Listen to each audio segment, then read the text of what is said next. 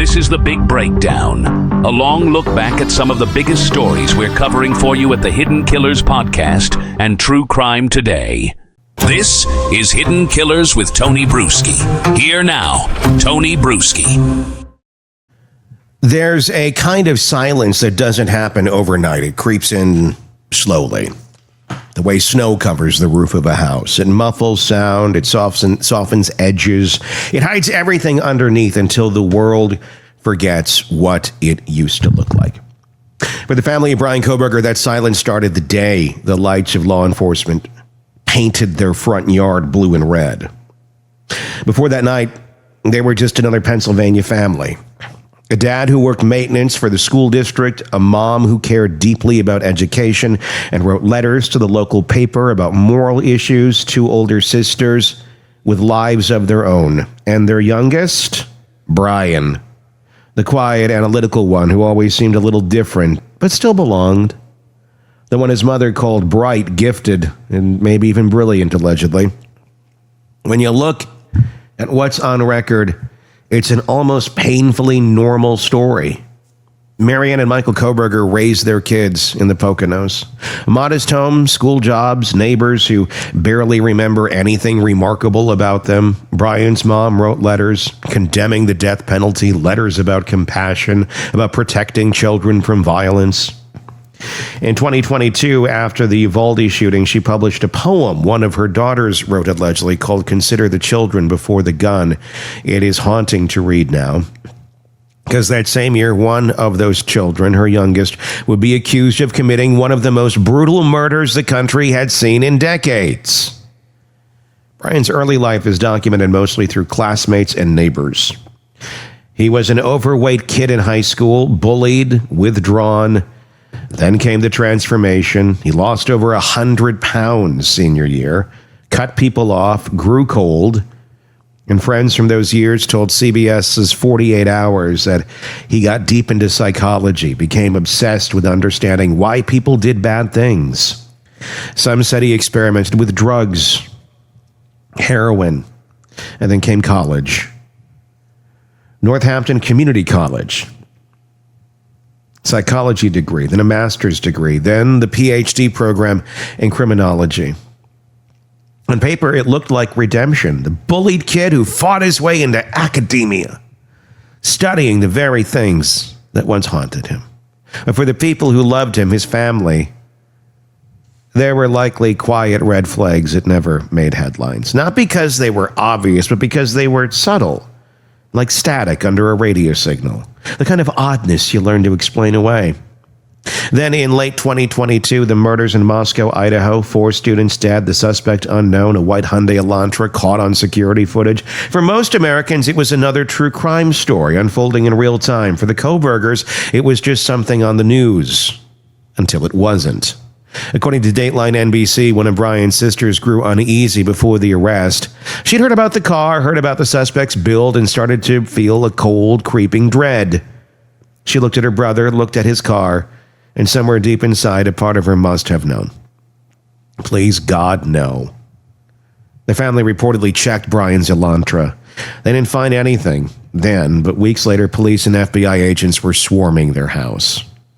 I mean, imagine that for a second. In the middle of winter in Pennsylvania, the air sharp enough to sting your lungs, you wake to pounding on the door, and within minutes your entire family is surrounded, flashlights, helicopters, neighbors staring from behind curtains, and your youngest brother handcuffed in the driveway. That's the day the name Kohberger changed forever. In the days that followed, the headlines did what headlines do. They consumed every available space. Photos of the family home, Marianne's old letters, yearbook shots, childhood photos. The family became a story, a subject. Strangers online dissected every trace of their lives, every facial expression, every silence they could find. The Kohbergers released a statement. The effective, we have fully cooperated with law enforcement. We care deeply for the 4 families who have lost their precious children. It's the language of people who understand they've entered a machine they can't control. You cooperate, you speak carefully, you say the right words, and you still lose everything. And in no way, shape, or form, let me say this, am I blaming these parents or the siblings for any of this. This is more of a look of the hell they had to go through. Psychologists have a name for what happens to people in their position. Courtesy stigma means you inherit guilt by proximity. You didn't do anything wrong, but you share a name with someone who did. And the public doesn't always separate the two. In July of 2025, Bryan sat in a courtroom and heard his sentence, 4 consecutive life terms without parole. His mother, his sister, both there. Reports noted that Bryan never once looked at them. He walked out without acknowledgement. For a mother or a sister, it's a second kind of death. The erasure of connection.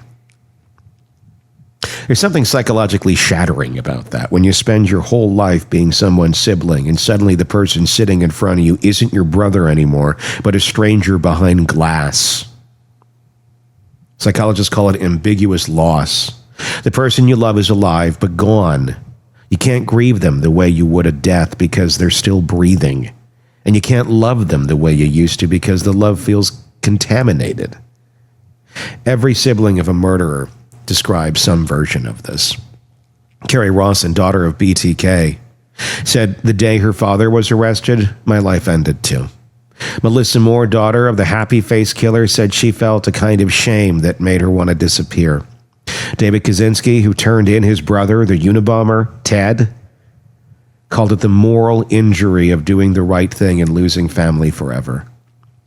For the Kohberger sisters, it's like a mix of all of it. Love, horror, loyalty, guilt, self-preservation. They've never spoken publicly. But you don't have to. The psychological blueprint is universal. The shock doesn't end when the trial does. It lingers in everyday life, in the job interview where someone hesitates over your last name, in the grocery store when you feel eyes on you, in the moment you tell someone new who you are, and wait for the silence that follows. It's also the family dynamic no one sees. Families of offenders are often torn apart by competing forces: blame, denial, guilt, anger, and grief. Sometimes one sibling becomes the caretaker, holding the parents together while privately unraveling. Others retreat completely, cut off contact, start over somewhere new. It's survival instinct, but it also feels like betrayal. What's on record suggests the Kohbergers stayed mostly private. They didn't give interviews, didn't defend, didn't condemn. They endured. And that, too, is a psychological strategy, containment. When you can't change the story, you manage it by silence. There's research on this. A study in the British Journal of Criminology found that siblings of serious offenders often experience symptoms similar to PTSD, nightmares, hypervigilance, anxiety, chronic guilt. Many feel they've lost their sense of identity. One participant described it as living inside someone else's crime. And that phrase sticks because it captures the essence of what it must feel like for the Kohberger sisters, living inside the echo of something they didn't do but can't escape. If you look closer, you see hints of their humanity, even in the public fragments. The mother's opposition to the death penalty long before this ever happened, her visible collapse in the courtroom, the quiet presence of his sister listed as a potential witness before Bryan's plea deal. These are people navigating the unbearable middle ground between justice and family. And when it's over, when the cameras move on, there's still the debris. Bills, neighbors who cross the street, old friends who don't call back, a mother whose every word is described online, a brother whose name is a curse, and 2 sisters who have to decide whether they keep living under that name or let it die. Other siblings of notorious killers have chosen different paths. David Dahmer, brother of Jeffrey Dahmer, legally changed his name and disappeared completely. Carrie Rawson wrote a book reclaiming her story, and there's a new documentary up, by the way, on Netflix that is worth watching from her perspective. Melissa Moore turned to advocacy, helping others live beyond their family's crimes. There is no single right answer, only the path that hurts least. For the Kohbergers, maybe that path is silence. Maybe it's therapy. Maybe it's starting over. Maybe it's just trying to wake up one morning without flinching when you see your own last name. Psychologists talk about post-traumatic growth, the idea that people can find strength through suffering. It doesn't mean the pain disappears. It means you learn to carry it differently. Maybe that's what's next for the sisters. Carrying it differently. Because the hardest part of growing up with someone like Bryan isn't reconciling what he did. It's reconciling who you are now that he's done it. You can forgive or not. You can love him or not, but you can always be the person who shared his childhood, the house, the holidays, the history. And that's what makes this story quietly devastating. Not the crime itself, but the emotional fallout. The way one person's pathology can steal an entire family's identity. Growing up Kohberger would mean waking up every day in a world where your family name carries weight. You never asked for it. It would mean loving someone you never quite look at again. It would mean trying to build a life knowing that the rest of the world has already decided what your last name means. There's no fixing that. There's only surviving it. And survival for families like this isn't dramatic or heroic. It's mundane. It's a sister going to work and not crying in the car. It's a mother finding a therapist who doesn't ask for headlines. It's learning to speak your own name again without whispering.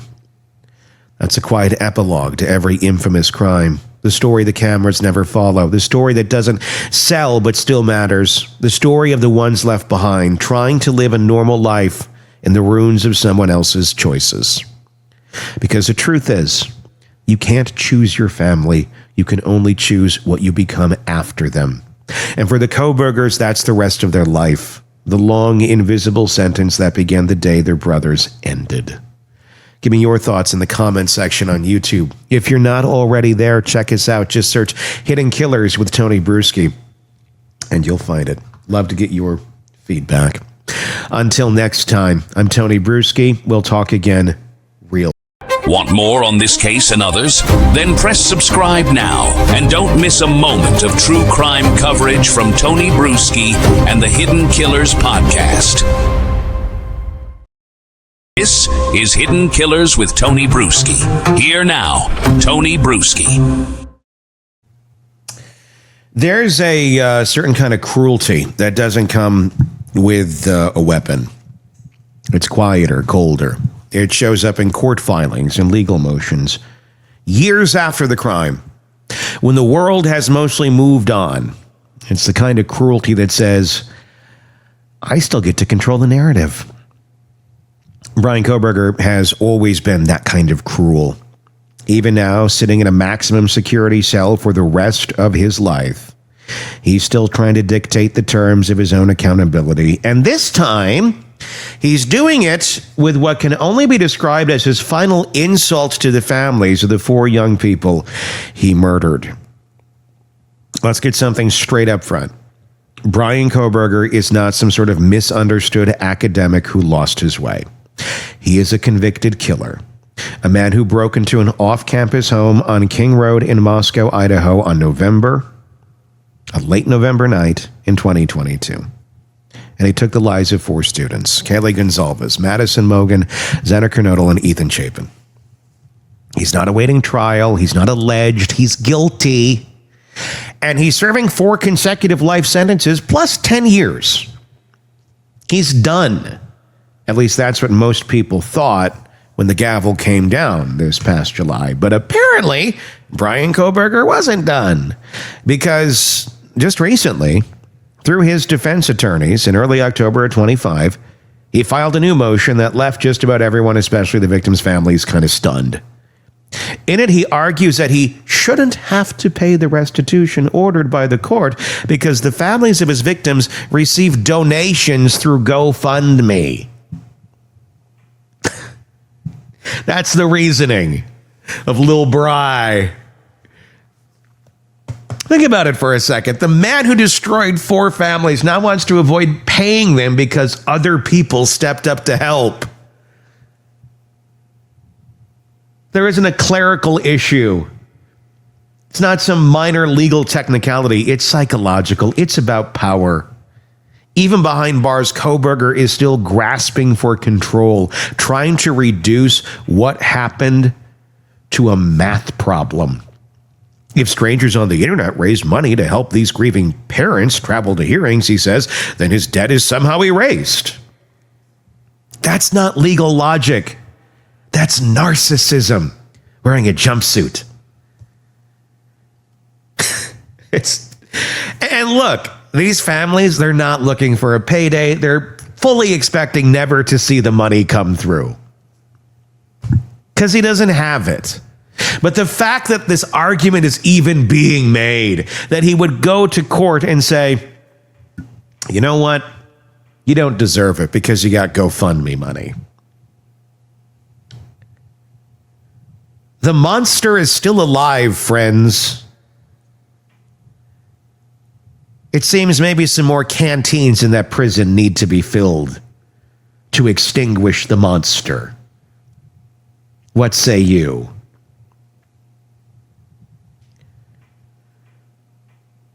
A normal document like this would lay it out very plainly. It would say something to the effect of, he's indigent, he can't pay. Anything that he does accumulate, if anything, over time in prison, yes, it will go to that. But no, this is basically kind of protecting his canteen to a certain extent as well, because that can be pilfered out if money were to happen to go into it. The court documents lay it out plainly. His defense claims the additional funds sought by prosecutors do not qualify as an economic loss under Idaho law because the families received extensive funds through multiple GoFundMe campaigns. In other words, they got help, so they don't need justice. His lawyers also argued he has no ability now or in the future to pay restitution, since he'll spend the rest of his life in prison. That part might be true. But here's the thing. Restitution isn't about whether you can pay today. It's about the acknowledgement that you owe. It's symbolic as much as it is financial. It's the court's way of saying you took something, you owe something. But Kohberger, of course, doesn't see it that way. He never has. It's the same pattern that's followed him since the start of this case, probably since the start of his life, really. When the murders happened, investigators described the attack as one of the most methodical, cold, and deliberate crimes they've ever seen. There was nothing impulsive about it. It was planned, it was calculated, every move, every moment mapped out in the mind that believed itself smarter than everyone else. Kohberger wasn't driven by emotion. He was driven by control. And that's exactly what this new filing represents. A man still refusing to give up control, even when it no longer matters. To understand just how absurd this motion is, you have to look at what the families have already endured. Since November of 2022, they've lived every parent's nightmare in full public view. They've sat through hearings, press conferences, and months of online speculation about the case. When the trial was moved across the state to Boise at Kohberger's own request, mind you, they had to uproot their lives just to be there. That meant flights, hotels, missed work, the kind of financial and emotional exhaustion most of us can't even imagine. The GoFundMe campaigns weren't luxuries. They were survival tools, you piece of shit. They were the public saying, you shouldn't have to face this alone. The Gonzalez family raised around $85,000. The Mogan family raised about $48,000. There was even a joint campaign that brought in more money to help cover travel and accommodations. That money didn't erase their suffering. It barely covered the cost of showing up to witness it. And when Kohberger struck a plea deal in July that spared him from the death penalty, the Gonzalez family announced they'd returned what remained of the funds, saying they no longer needed them since the trial would not go forward. They showed honor and decency. In that one gesture than Kohberger has shown in his entire life. And yet here he is, filing paperwork from a prison cell to say that they'd been helped enough. Can we just give him like a bed sheet, a rope, a knife, things he can self-destruct himself with and call it a day? Let's stop putting him on watch Let's just put him on encourage. Here. I think we could use that in our prison system a little bit more. Lock somebody in a cage and don't put them on a watch to prevent them from taking themselves out. Put them in a system that encourages it. Because why?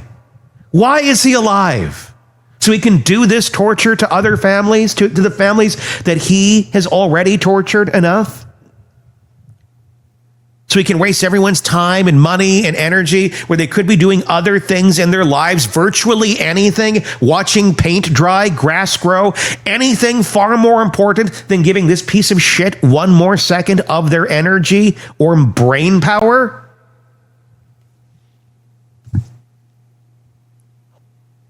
This man is still trying to convince himself that the system owes him something, because that's what narcissists do. They don't apologize. They reframe, they twist, they rewrite the story until they're the victim of it.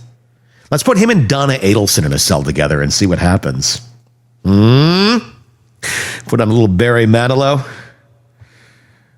Hey, Donna, come on over here. It's Bryan. I could see that shit going down.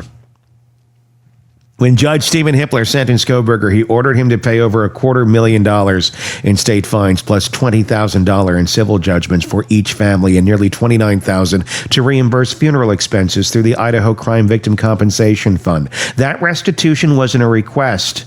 It was part of the consequence. It wasn't a tangible part of the justice process. The acknowledgement that these families lost everything, the state later filed an additional $20,409 for Stephen Christie Gonzalez and another $6,920 for Madison Mogen's mother, Karen Laramie. Those additional costs were for travel, lodging, and the urns that now hold the ashes of the two best friends who should have been alive to see their college graduation. It's not extravagant.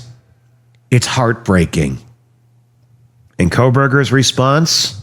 Essentially, not my problem.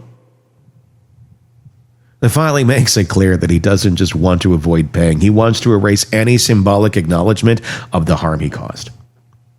He waived his right to appear at the hearing on the matter. No apology, no explanation, just another legal document filed by a man who treats empathy like it's beneath him. Psychologically, it is textbook. The narcissist offender's greatest fear isn't punishments, it's irrelevance. The moment the trial ended, Kohberger stopped being the center of attention. He went from the suspect everyone's talking about to the inmate nobody's watching. This filing puts him back in that spotlight, if only for a moment. It's control through chaos. He can't control his environment anymore, but he can still manipulate the narrative. And that's what this motion is, a performance of self-pity disguised as legal argument. Inside the prison, reports say he's already been filing complaints about other inmates, about conditions, about treatment. It's the same personality trait that defined him outside those walls. Grievance, the constant belief that the world is out to get him, that he's the smartest guy in the room and everyone else just doesn't get it. When you strip away his degrees and his courtroom composure, that's what's left. A deeply insecure boy hiding behind prosecutorial language, using bureaucracy the same way he once used his criminology studies to feel superior. Meanwhile, the families he's targeted with this motion have been living with the fallout in real time. They've had to bury their children, endure public scrutiny, and relive the worst days of their lives every time his name hits the news. And now they're being asked to justify why the generosity of strangers doesn't cancel out what he owes them. It's re-traumatization by legal proxy. You can see the emotional whiplash in their statements. The Gonzalez family recently shared that both Kaylee and Madison were finally transferred into their urns, a moment they described as happy and sad. They said the girls will never be apart, that they'll always be together in their two homes, just like they were growing up. That's where the energy is. Love, remembrance, connection. And there's Kohberger, arguing over dollars and decimals. It's a contrast that tells you everything about who these people are. At its core, this isn't about money, it's about moral responsibility. The restitution order was never going to fix what he did. It wasn't supposed to. It's symbolic, a small but critical acknowledgement that when you destroy lives, you owe something in return. You don't get to walk away clean because the internet was kind to your victims. And yet that's exactly what Kohberger's defense is arguing, that kindness from others should somehow erase accountability for the killer. It's not just offensive, it's psychologically revealing. Because to the narcissist, any act of grandiosity towards others feels like a personal attack. It reminds them that they're not the center of compassion.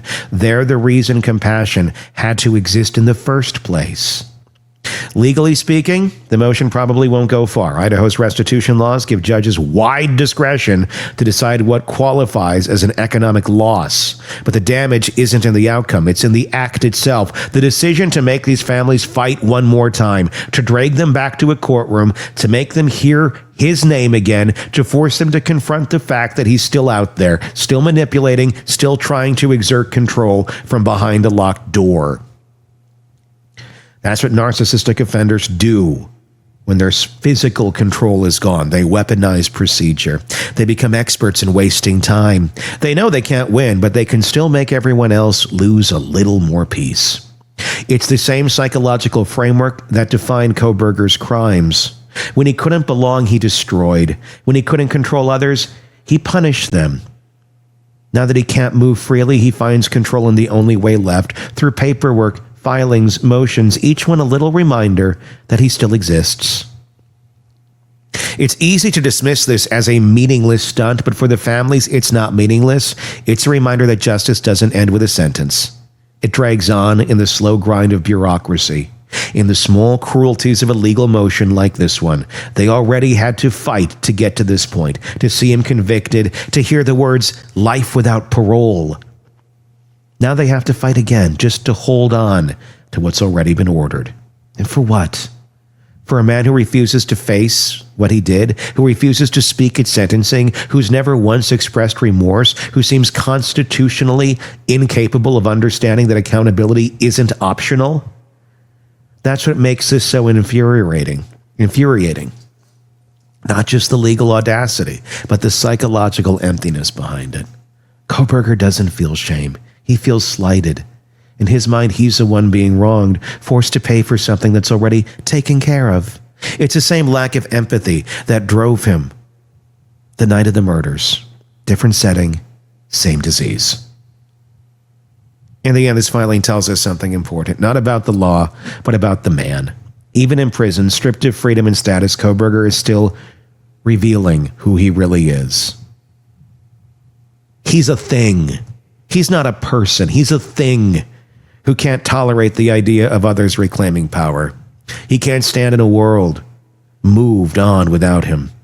The families have found community and strength that people donated to them out of compassion. So he tries to weaponize that compassion, to turn it against them, to make it somehow invalid. Because if he can do that, even for a second, then he's back in control. And that's his real currency, not money, but manipulation.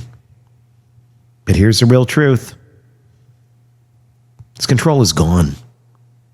He can file all the motions he wants, but he's never getting out of that cell. The world isn't bending to his will anymore.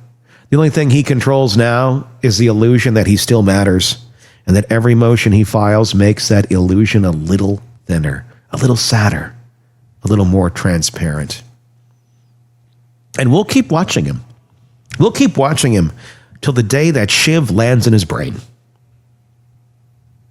The families, meanwhile, will keep doing what they've done since that November night. Showing up, supporting each other, living their lives in defiance of what he tried to destroy. Because their strength doesn't come from GoFundMe. It comes from love.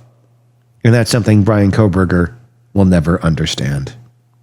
He may have studied criminal psychology, but he never learned the most basic truth of it. Real accountability isn't about the law.